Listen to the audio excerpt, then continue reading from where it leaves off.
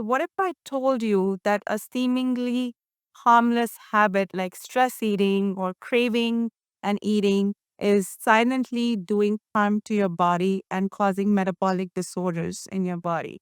And there are bursts of insulin that are released, causing a lot of insulin resistance. And for people who are not even diabetic, this could be a metabolic game changer when we understand how our eating behaviors affect our body. So, I'm Dr. Sumit Arora. I'm a pediatric and adolescent endocrinologist, diplomat of American Board of Pediatric Subspecialties, and I work at a renowned tertiary setup, and I'm leading the division there. And I have a very special guest with me today, Miss Shannon Davis. She is a registered dietitian with 18 years of experience specializing in metabolic health and a vast experience in sports nutrition, bariatric surgery, organ transplantation, and much more.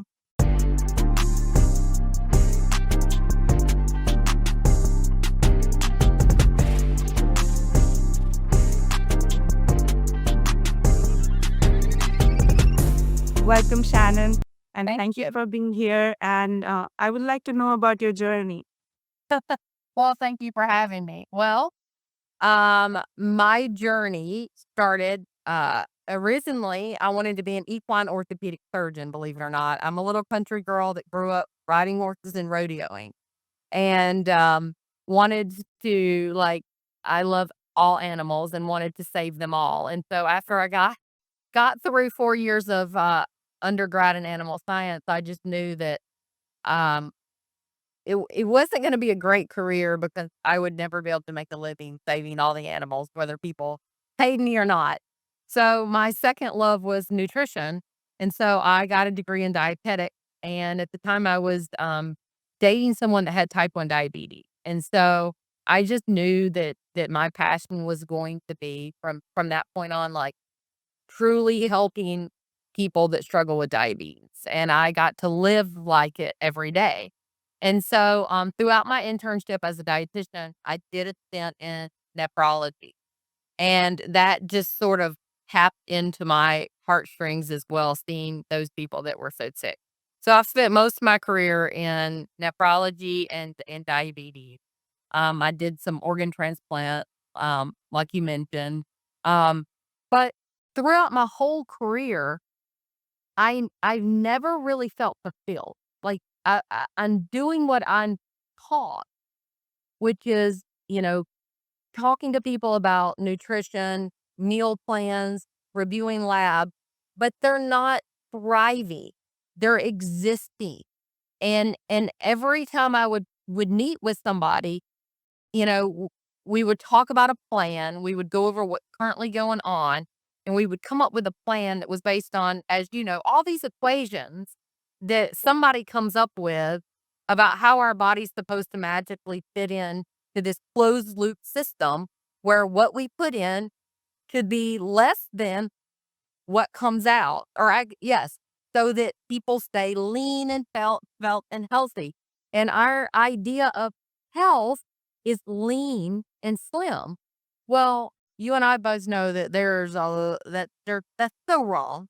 I really kind of went down the whole rabbit hole of doing things differently than what I've been taught. I mean, I get very odd look and not so nice comments from other fellow dietitians because they think I'm cray cray about how I approach nutrition now. But I will tell you this, since 2018 is sort of when I really got very passionate and very curious about low carb, keto, intermittent fasting, oxalate, which is something that, what do you mean don't eat spinach? I thought spinach was healthy.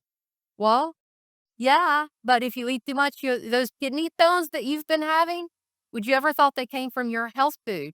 So it's really given me a whole different view or approach to how I look at all food and how I look at all diseases. And I truly, without a doubt, believe that we could end many, many, many things that we are faced with today if we change what and how we eat. Despite even if there were no medications, because I throw that out there to my patients all the time. I'm like, what happens if you can't go fill your insulin? What happens if you can't get metformin anymore? That Ozempic, what happens when it out of stock? What are we gonna do? We're gonna change what and how we eat, which is what we should be doing the first time. I'm loving this. I'm absolutely loving this. So, I mean, I'm liking the way we're going in terms of our thought process that is now changing and moving away from medications. And you're bang on right. Like we used to have obesity clinics, and I do run some obesity clinics here too. And yes, there's always something missing. And whatever said and done, like, there's this missing puzzle that we have not yet been able to solve. And there is a lot different approach that we need in terms of what is it that will work in terms of improving our metabolism. So let's dive deep into this, and we're going to have much better discussions, and we're going to have all the controversial discussions today, and let's look into it more. So let's bust some myths, Shannon. There's this conception among the general public that sugar is the one that is causing diabetes. Everybody thinks that okay, I stop putting sugar in my coffee, in my tea, and I don't eat sugar anymore, so I'm not at risk of diabetes. How much truth is there to that, and what's more to the story in that? Well, I think that that's a huge part.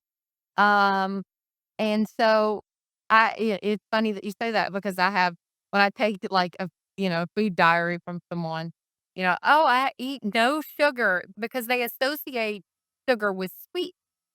But after we discuss, okay, that avocado toast you had this morning, that bread converts to sugar, your pasta, your rice, your crackers, your french fries, um, all of these things turn to sugar in the body. They're just starch molecules, that are held together, glucose molecules held together and form these starches. So people don't comprehend that if it's not sweet, it's sugar. Even fruit, fruit is hailed as this all fantastic thing, but it's nature's candy.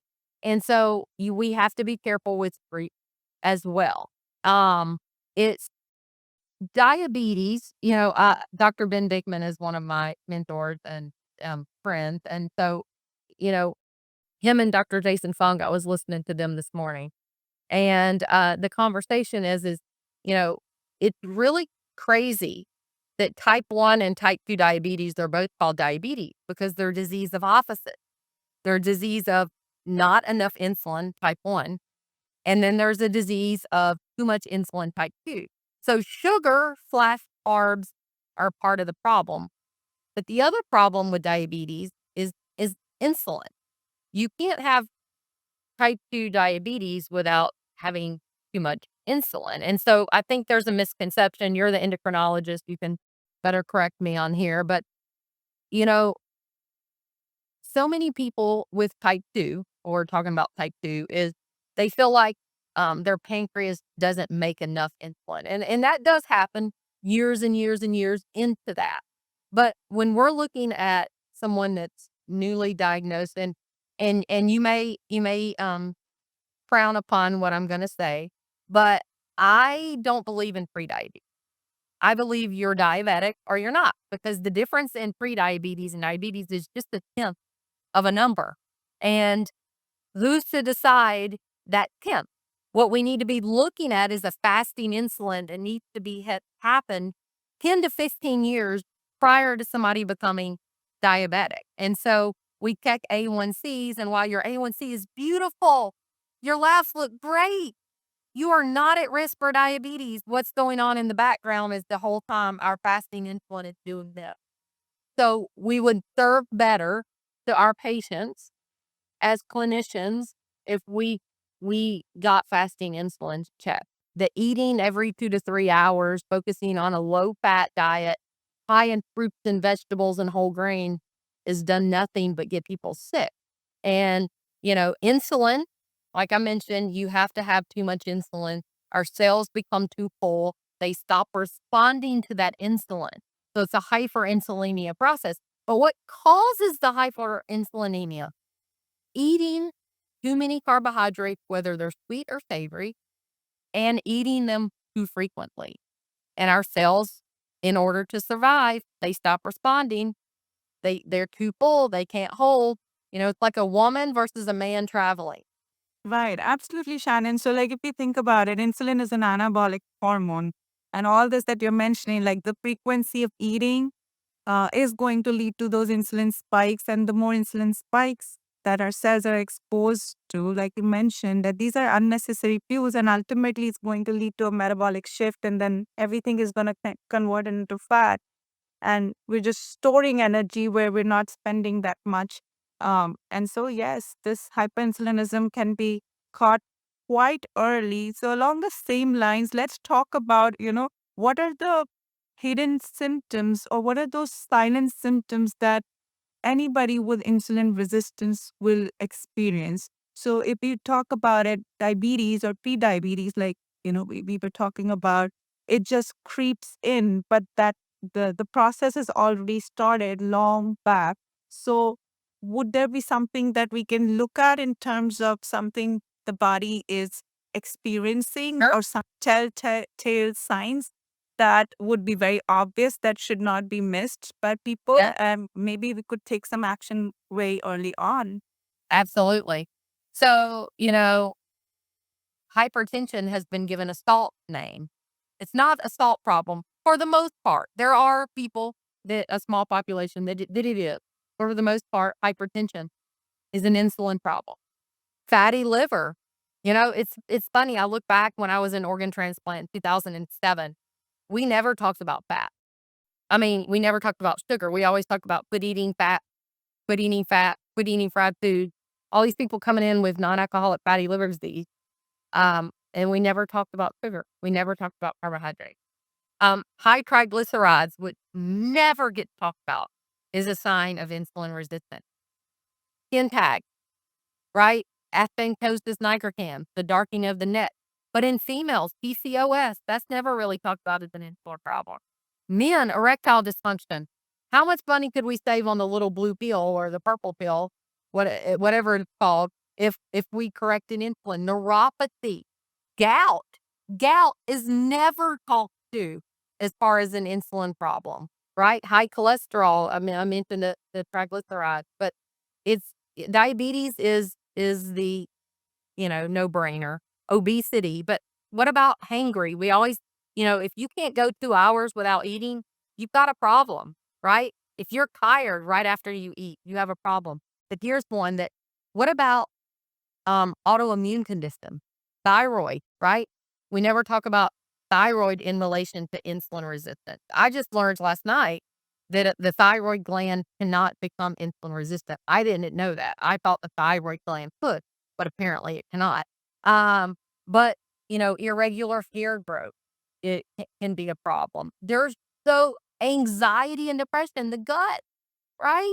We never think about that, but all of these things, truly sleep apnea, right? That's likely an insulin problem. It's secondary, but these things that we would never consider ever as an insulin problem are insulin problem. Yes, yes, absolutely. And then this generalized vague feeling of Yeah. not feeling good, not feeling too up to it, having just poor energy.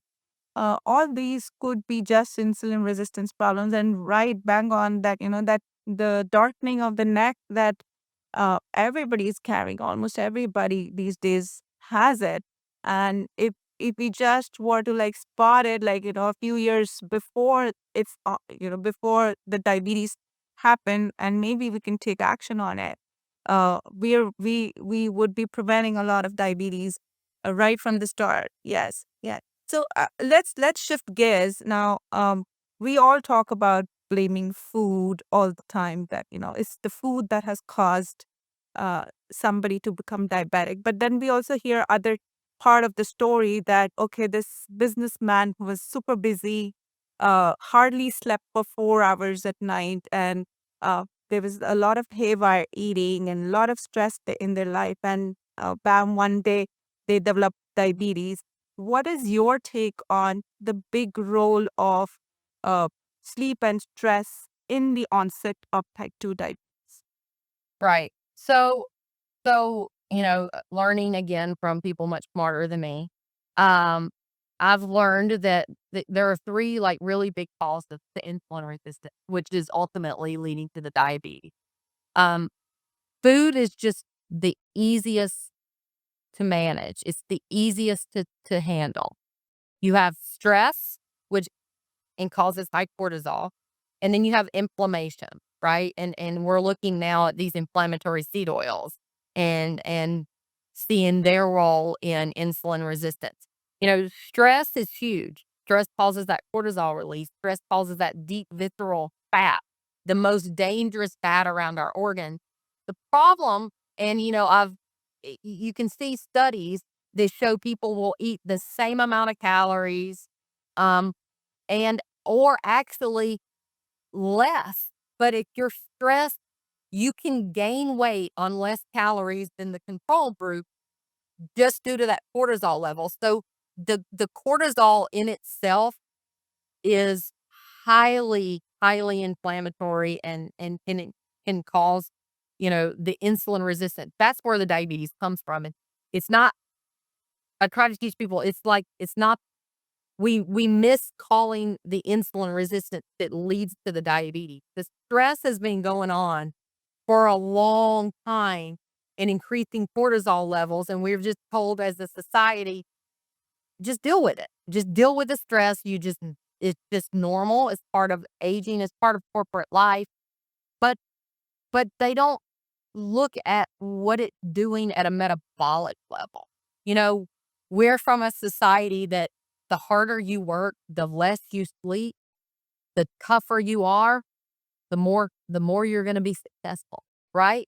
If you take time and sleep and do medication and stress mitigation practices, you're looked at a weak as weak, right? That person's weak. And society has got to change. We have to. Stress is killing us silently. It's been called the silent killer. It's doing it. It's doing it. It's exacerbating itself though in ways like fatty liver, hypertension, diabetes. What do you like when you end up on dialysis from your stress due to your diabetes and your hypertension? Then what are you going to do? So there's that, and then inflammation. Inflammation, those insulin receptors in that cell, they get inflamed through cortisol, through high insulin in itself. It's like that cycle, the insulin causing the inflammation, right? Our body's pumping out so much insulin, which is making it worse. The chemicals in the food, the sugar, the lack of sleep, the obesogens and things in our environment that no one thinks about. I used to I have a drawer full of perfume. I refuse to wear it anymore. There's thousands of dollars worth of perfume in my bathroom. I won't wear it anymore. I love candles. I love smells. All of it's in the trash. I refuse to use any of that anymore. Now my home smells of vinegar because I don't use cleaning products anymore. These are things that we have to talk about. Inflammation, gout, neuropathy is inflamed nerve. Where does that inflammation come from? Sticky glycation, right? The so it's just it's everywhere. It's in the air that we breathe, in the water, right? Are you drinking out of a water bottle that's plastic? Did you know that plastic? I mean, it's everything. Yeah. Yeah. And the microwavable products, like we're using plastic to microwave it, and again, that's doing major harm. Yeah. So Yeah. there's plastic everywhere and pesticides and everything. So endocrine disrupting chemicals, now they're much more studied about, and I mean, these are the ones that are causing all sorts of inflammation in the body, and you know precocious puberty in younger kids. Yes. Yes. There was a study that's just published in Dr. Bickman's lab where they studied diesel fume and they looked at the fat cells for people that inhaled diesel fumes, and the fat cells were huge and insulin resistant, and it was no different. It was the diesel fumes. So it's I mean, just like you said, we're seeing so our eyes are opening, right? And you just cut the ground with your feet. Just look at the sun. We need the sun to stimulate our eyes and to make vitamin D. And, really, if we laugh, but if we just go back to what our great grandparents did and told us, As bad as we say that. yes, yes, they didn't know what they knew, right? I mean, Yeah, I think we just need to go back to the way, like, the jungle life was. Right? so true. Yeah. Yes, yes, yes. So Shannon, what about the age? Like, what age should we start worrying about in terms of having insulin resistance and worrying about, our risk of diabetes or pre-diabetes? Yeah. Preconception, even before you're gonna have children, because what you eat prior to becoming pregnant from the male too, the male always gets the cop out, but he's not on this one. Is firm or indicative of the food and nutrition that he puts in his body. But I mean, we have the nutrigenomics, right? It's shaping the way that our cells are formed. I mean, there's studies that show women that are pregnant that drink caffeine, that eat in, high sugar foods, their baby is going to be more at risk for being obese and having diabetes. And breast milk versus I mean, gosh, we should be such ashamed. It should actually be a crime of infant formula. What is in infant formula? It's high fructose corn syrup. It's sugar, it's inflammatory seed oils. I mean, babies have no chance at birth, like from day one, what they're fed. So it starts before you even decide that you want to have kids. I ask my mom every day, I'm like, why did you give me apple juice as a child? Because now I have the biggest sugar addiction of anybody I know. And it's because my palate was formed as a toddler, right? To what I am. You hear people say, I'm a salty person, I'm a sweet person. And it all goes back to what mom ate and what mom gave you. Like you can't start too soon. And I think as a society, you are looked at again, I don't have children, so forgive me if I misspeak of this, but I feel like as a parent, when you're trying to implement healthy habits for your child, like no fast food, we don't eat desserts, we don't drink sodas, we don't drink juice, you are chastised as not as withholding these things from your child. How dare you not give your child candy, a treat, or a soda or cake? And that's really not okay. I agree with that. Yes. Yeah. I think it's just the environment that we live in, and everybody, every other person is eating that, and I mean, then they're saying that, oh, you're depriving your child, as of all these goodies. Forget about the child. Like, even as an adult, hey, you're not eating this, it's just a party, why don't you eat this? Or you're on a diet, you started on it. So it's a lot of that if your weight is up, that you're looked down upon. But if you're trying to work on some changes, then again you're judged about it. Yes. No one flinches an eye if you sit down with, you know, a Big Mac and a Coke and French fries from McDonald's. No one says anything, nothing. But the second you sit down with a steak with eggs, like if you're doing carnivore, a steak and eggs and water, they go, "You're gonna eat that?" Yeah. You know? Right. Right. I agree completely. That's how the society is, that It's so we're funny. lacking. Yes. Yeah. Okay. I think we would like to keep moving on this, and I'm really loving the discussion that we're having, Shannon. It's wonderful, and there's so many good points that you bring up, and you did bring up the buzz on cortisol or the stress hormones. But what about the appetite regulating hormones that we talk about? This talks about ghrelin, this talks about leptin. If you could explain in very simple terms, how do they actually impact our cravings and, our metabolism? And then what is it that, a person simply can do? Maybe some action items that we could incorporate in probably helping us modify those appetite regulating hormones. Perfect. Okay. So ghrelin and leptin, and I'm going to throw in GLP-1 since that's the big spill, Jace. I would want you to.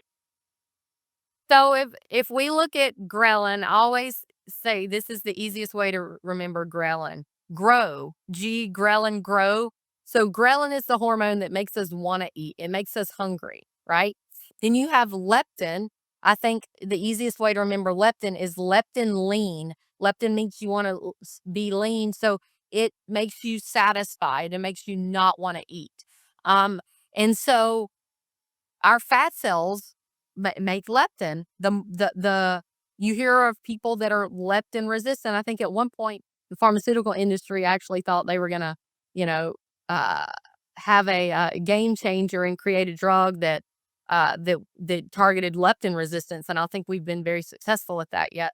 But the heavier you are, the more leptin your body is trying to produce, but your cells, again, just like they become insulin resistant, they stop responding to leptin too. So eating foods that are high in fat, high in protein, and high in fiber are going to be the best way to turn on these proper hormones like leptin and turn off the ghrelin. The problem comes when we eat these ultra processed foods that are full of chemicals and um, things that our body doesn't really recognize.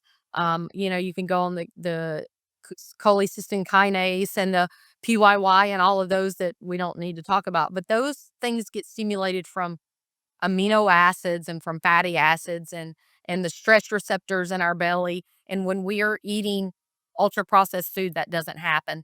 But I also, when we're talking about hormones, I cannot leave out insulin. Insulin is the driver. It is the Mac Daddy. It is the captain of the ship. And if you have high insulin levels, you are going to always be hungry. That's all there is to it. And if you have high insulin, you'll never tap into your own body fat to start burning that. It's not going to have it. Just like you said earlier, it's an anabolic hormone. Its job is to store energy, but at the same time prevent energy breakdown. It will not allow you to pull out and utilize your own fat for energy. So we've got to get insulin controlled, right? And when we control insulin, you see leptin reset, you see ghrelin reset. But GLP-1 is one that slows down gut motility. So we've used them for years in small doses to treat diabetes.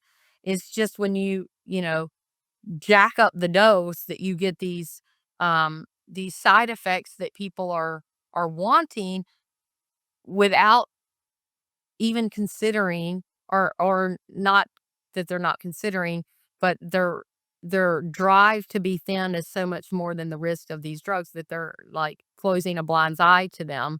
But we can our body makes our own it makes GLP-1. It makes it itself just in small amounts. But guess what? If you eat fiber, if you eat protein and you eat fat, you're going to increase your own GLP-1. So the body, God is brilliant, and our bodies are very smart in how they're made, and they can do everything. Our body can do exactly what it needs to do if we provide it real food. It's when we use high fructose corn syrup, inflammatory seed oils. These aren't real foods. Food dyes, food chemicals, that our body is like, whoa, I just ate all that. Yeah, but I don't feel satisfied. So we can keep eating. It just throws our whole endocrine system into metabolic haywire, and people don't get satisfied. And then we eat. But and you can speak, you're an endocrinologist, you can speak much better on this than I can, but I think that when we're stressed, and our cortisol and um, our anxiety and our mental health, we we turn to food as coping mechanisms, and we override those hormones. I think that our environment overrides these. There is this structured pattern of eating that actually, like, okay, like somebody's eating at set intervals of times. That is a stimulus for the ghrelin. Just That before the time to eat, the ghrelin is going to get secreted. But then, when we have this haywire eating, that signal is lost. And so that's where, our appetite regulating hormones start to get affected. And bang on, like, we really need to work on the fiber and, the other aspects of the diet and the high protein diet so that the satiety is improved, like you mentioned. And we really may not need, um, in general, to be dependent on a lot of medications. And if especially if we act early on. that And there have been a lot of stories now that metabolic reversal has started to happen, and you have a lot of experience with oh that yeah, too. Yes, yeah, absolutely. yeah. So let's talk a lot more about metabolic health and reversing the aging process. And I'm sure people uh, read a lot about David Sinclair, Professor David Yeah. Sinclair. Now, now that he himself tried it on him, and he looks amazing too. So, and he's published a lot of research on this. What's your take on all the research out there and how metabolic health plays a big role in the aging process? Right. I mean, we have what we call ages, the advanced glycated end products that truly age us, right? Um, when you live in metabolic dysfunction and you have high insulin levels and you have high glucose going on, which you may not have diagnosed, but it's still going on. It is aging our body from the inside out. It is caramelizing. Like when you have a flan or a browned meat, that's what's going on the inside of our body. And it shows when we're eating highly inflammatory foods, it comes out in our skin. I mean, I have patients all the time that, you know, no one's ever told them they have diabetes, and maybe they don't have diabetes, but they have severe acne, they have eczema, they have psoriasis, they are losing their hair, and it's all because of metabolic chaos, right? It's not something they're lacking, it's too much of. And so that goes into probably when we don't sleep right, right? Then that ages us. When cortisol is high, that ages us. So it's incredible. I mean, I wish we had time. I could show you all these pictures of my clients, but they look 10, 20 years younger by reversing their insulin resistance. I mean, we're going to, who needs to spend all that money on the skincare regimens and the Botoxes and the lasers if you just eat real food? I mean, really, like it's go back to real food. And I think even the sun, we need the sun. We shouldn't be afraid of the sun, you know? Getting that morning sunlight and that evening sunlight, the circadian rhythms sets our clocks right back to the ghrelin. But if if you want to reverse your aging process and turn back the clock, you got to get rid of all the processed, ultra processed foods and sugar. You've got to do that. You've got to get rid of the inflammatory seed oils. And you've got to stop eating every 2 to 3 hours. If you can change your diet to one that is predominantly high in protein and healthy fats, avoid of seed oils, focus on good high fiber fruits and vegetables, and reduce or shorten your eating window and get good sleep, I think that that's the best anti-aging medicine that you can have. Yeah, absolutely. And then I like the fact that, like if we had time, you would share pictures of how people look 15 to yeah, that's like real life examples of a lot of people who have done that, and then they suddenly they have a shift in the youthfulness of their Yeah. skin. So and then let's go back and talk about the ultra processed food and talk about gut microbiome, because that's the in thing, and that's something that we really need to focus on these days. Like we really need to understand how this gut microbiome is impacting our health. And yes, yes. It's huge. I mean, the gut is our second brain, right? That's where our neurotransmitters, our dopamine, our serotonin are made in our gut. And I think people think that they can just take a probiotic and make it all better, you know? And I think Dr. Lustig, I think this was his analogy. Or he had a similar analogy, and I turned it into I grew up on a farm. So I like to think of cows. And so when someone asks me, should they take a probiotic? I always say, okay, so you have a pen of cows. If you stop feeding the cows, they're going to die. Now, you can keep adding cows to the pen, but that's not fixing the problem.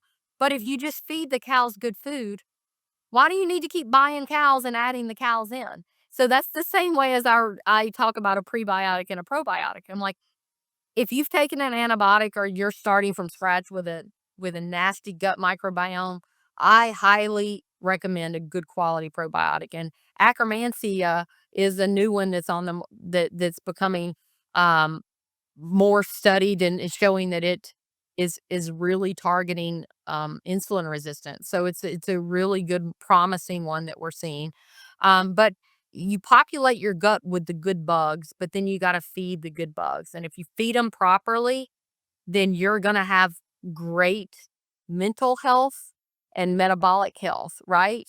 It's our body, we don't need fiber, but our bugs need fiber, right? And so if we've got a gut full of unhealthy bugs and we eat fiber, yeah, you're going to have gas and bloating because you've got a gut full of bugs that want sugar, not fiber. So it's truly eliminating the junk food. Those fat bugs will die. The ones that feed on all the sugar and the fermentation and the yeast, you want those out. I mean, that's real. People do these cleanses. The true cleanse is just cleaning out your food. And then if you keep, you know, a good source of healthy fats, so the short chain fatty acids, fish and proteins and, fruits and vegetables, I don't think that I think that you're gonna have a very healthy gut. It's just it's indoctrined with, chemicals and toxins and poisons and, you know, our GI tract is expands more, I guess our skin's the only bigger thing in our body than our GI tract. And so the surface area of that is huge. If we're constantly putting poison into it, like, what do we expect? Right. And so, yeah, the bad bacteria feed on the sugar and the ultra processed foods. Yep. So, yeah. So, the more the fermented foods are, the more the probiotics are, the more fiber we have, the more prebiotics we have, and they help with the Yep. probiotic. And so, yes, we've got fixing of the gut as well, and the healing process starts. And yeah, so how does it actually impact our mood? Well, I mean, this isn't scientific, but this is just it just observational. Um, if you got a bloating and gas and distension and or you're constipated and diarrhea, number one, you're not going to be in a good mood. Like, but nobody is, right? If you feel crappy, but um, when like I mentioned, our serotonin and our dopamine and our feel good hormones are made in our gut. When our gut's unhealthy, though, that exacerbates anxiety. And so our mood can be directly related to our gut health. And what's directly related to our gut health is the food that we put in our body. So everything keeps constantly going back, I know, to the food. But if you're eating well and you're mitigating stress as best as possible, you're getting sleep, you're avoiding environmental environmental toxins, then your mood is going to be better. You can focus better. If you're jacked up on sugar, you can't focus. If you're on caffeine because you have no energy, you can't focus. And it's just a perpetual it drops, you have to do more. It drops, you have to do more. So it's a mood roller coaster just as much as it's a blood sugar roller coaster. Right. Absolutely. Absolutely, Shannon. That's very insightful. Well, I hope you have a great weekend and thank you so much. Thank you for being here. Thank you. Thank you. You too. You too. Bye bye. Bye.